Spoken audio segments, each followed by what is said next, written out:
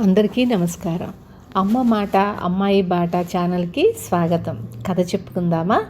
కావాలనే చేశారు. సీతానగరంలో ఉండే బంగారప్పకు పిల్లలు లేరు. ఎన్నో పూజలు వ్రతాలు చేయగా పెళ్ళైన 10 ఏళ్లకు బంగారప్ప భార్య కాసులమ్మ గర్భం ధరించింది. బంగారప్ప భార్యనెంతో అపురూపంగా చూసుకుంటూ ఉండేవాడు. ఒక రోజున భార్య దిగులుగా ఉన్నట్లు కనిపించడంతో బంగారప్ప ఆమెతో, "నువ్వలా దిగులుగా ఉండకూడదు. నీ మనసులో ఎలాంటి కోరిక ఉన్నా సరే చెప్పు, అది తీరే మార్గం చూస్తాను" అన్నాడు. రామాపురంలో నాగయ్య దగ్గర ముత్యాలహారం చేయించి మెడలో వేసుకు తిరగాలని నాకు కోరికగా ఉంది అన్నది కాసులమ్మ. రామాపురంలో నాగయ్య పేరు మోసిన నగల వ్యాపారి. అతడి దుకాణంలో తయారైన హారం మెడలో వేసుకుంటే శుభప్రదమని కూడా చెప్పుకుంటారు. బంగారప్ప మరెప్పుడైనా అయితే ఒప్పుకునేవాడు కాదేమో కానీ ఇప్పుడు తన శక్తి మేరకు భార్య కోరిక తీర్చాలనుకొని, "సరే, నేను రామాపురం వెళ్ళి నీకోసం హారం చేయించి తెస్తాను" అన్నాడు. "నువ్వు పక్కన లేకుంటే నాకెంతో అధైర్యంగా ఉంటుంది. వేరే ఎవరినైనా రామాపురం పంపు" అన్నది కాసులమ్మ. బంగారప్ప తన స్నేహితుడు రామయ్య కొడుకు గజపతిని ఆ పని మీద పంపాలనుకున్నాడు. గజపతి 20 ఏళ్ల యువకుడు. వడ్రంగం పనిలో తండ్రికి సాయం చేస్తూ ఉంటాడు. వాడికి రామాపురం చూడాలన్న సరదా ఉంది. అయితే రామాపురంలో వాడికి బంధువులెవ్వరూ లేరు. వెళితే ఏ పూటకోళ్ల ఇంట్లోనో బస చెయ్యాలి. అందుకు దారి ఖర్చులకు బోలెడు డబ్బు వృధా అని తండ్రి వాడిని పంపలేదు. బంగారప్ప గణపతిని పిలిచి, "నువ్వు రామాపురం వెళ్ళి నాగయ్య దుకాణంలో ముత్యాలహారం పురమాయించి అదయ్యేదాకా అక్కడే ఉండి హారం తీసుకొని రావాలి. అక్కడ మా చుట్టం సిద్ధప్ప ఉన్నాడు. వాళ్ళింట్లోనే నీ మకాం. ఈ ప్రయాణానికయ్యే ఖర్చులన్నీ నేను భరిస్తాను" అన్నాడు. గణపతి ఉత్సాహంగా వెంటనే ఒప్పుకున్నాడు. కొడుకు సరదా ఈ విధంగా తీరుతున్నదని వాడి తండ్రి కూడా సంతోషించాడు. రామాపురం వెళ్ళాలంటే ముందుగా సీతానగరం నుంచి పొరుగునే ఉన్న గ్రామానికి ఒంటెత్తు బండిపై వెళ్ళాలి. అక్కడి నుంచి బాడుగకు గుర్రబళ్ళుంటాయి. గణపతి ఆ విధంగానే ప్రయాణం చేసి రామాపురం చేరుకున్నాడు.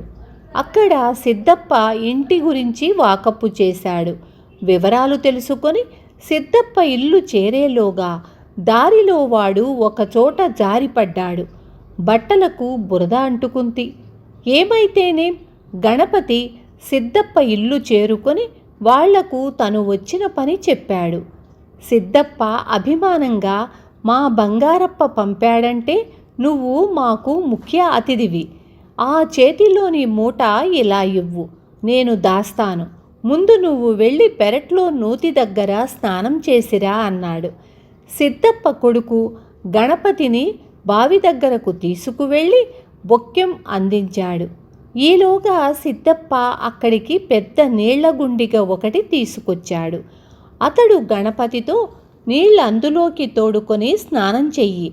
స్నానం అయ్యాక గుండిగ నిండా నీళ్లుండేలా చూడు" అని చెప్పాడు.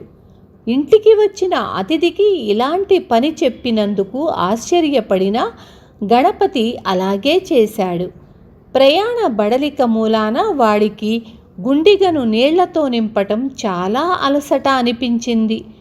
గణపతి స్నానం చేసేటప్పుడే బురద అంటిన తన బట్టలు కూడా ఉతికి ఆరవేసుకున్నాడు. వాటి కారణంగా సిద్ధప్ప తనను ఏ పనివాడో అనుకున్నాడేమోనని వాడికి అనుమానం కలిగింది. గణపతికి బట్టలు మార్చుకున్నాక సిద్ధప్ప వాడిని భోజనానికి రమ్మని పిలిచాడు. అక్కడ కూడా అందరూ గణపతికి చాలా ఆశ్చర్యం కలిగేలాగా ప్రవర్తించారు. సిద్ధప్ప ఇంట్లోని వాళ్ళందరూ పీటలు వేసుకొని కూర్చున్నారు. వాళ్ల ముందు వెండి కంచాలున్నాయి. గణపతికి పీట వెయ్యలేదు. అరిటాకులో భోజనం పెట్టారు. అది కూడా అందరికీ సెగలు కక్కే వేడి అన్నం పెట్టి వాడికి సద్దెన్నం పెట్టారు.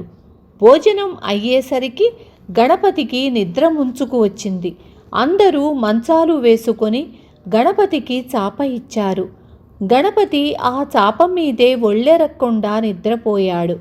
మర్నాటి ఉదయం సిద్ధప్ప భార్య గణపతిని నిద్రలేపి, నాయనా, మా పాలేరు ఇవాళ రాలేదు, అలా పెరట్లోకి వచ్చి పాలు తీసి పెడతావా అని అడిగింది. ఆ సమయానికి ఇంట్లో వాళ్ళెవ్వరూ నిద్రలేవలేదు.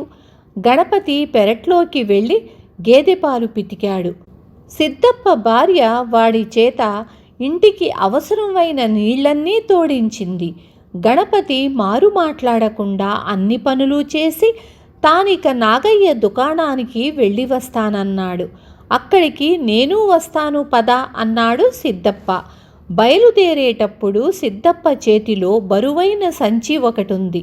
సిద్ధప్ప ఆ సంచిని గణపతికి ఇచ్చి, ఇందులో గుమ్మడికాయలున్నాయి, మనం వెళ్ళే దారిలో నా స్నేహితుడొకడున్నాడు, వీటిని ఆ ఇంట్లో ఇవ్వాలి అన్నాడు.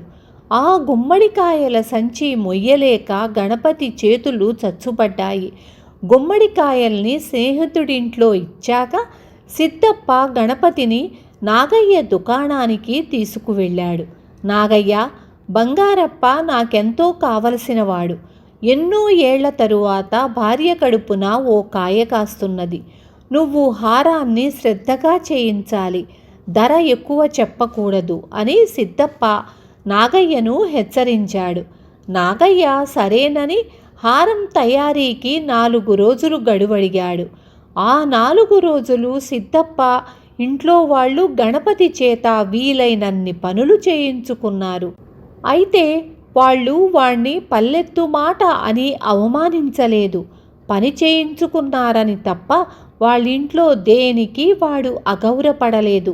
హారం తయారయ్యాక గణపతి తిరుగు ప్రయాణం అయినప్పుడు మళ్ళీ ఎప్పుడొచ్చినా నువ్వు మా ఇంట్లోనే మకాం చెయ్యాలి అని సిద్ధయ్య ఇంట్లో వాళ్ళందరూ ఎంతో అభిమానంగా ఏకకంఠంతో వాడికి చెప్పారు.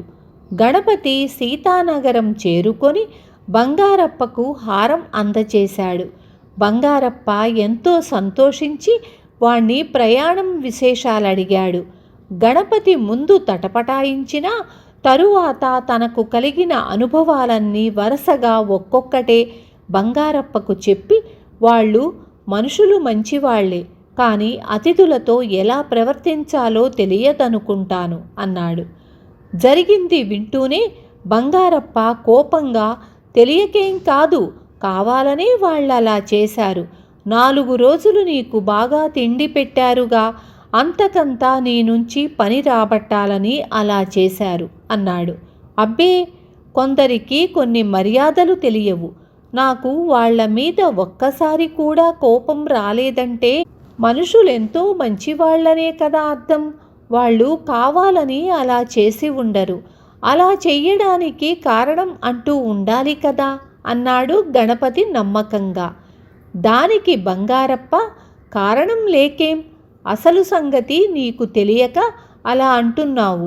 6 నెలల క్రితం వాళ్ళు ఒక మనిషిని ఇక్కడికి పంపారు.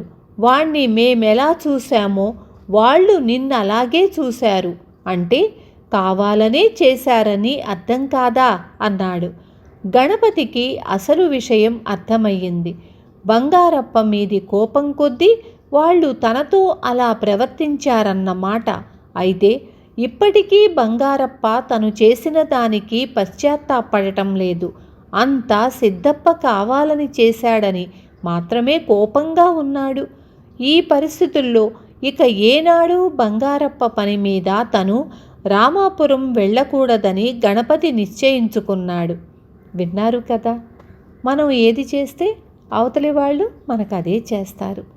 రేపు మళ్ళీ ఇంకొక మంచి కథతో మీ ముందుకొస్తాను.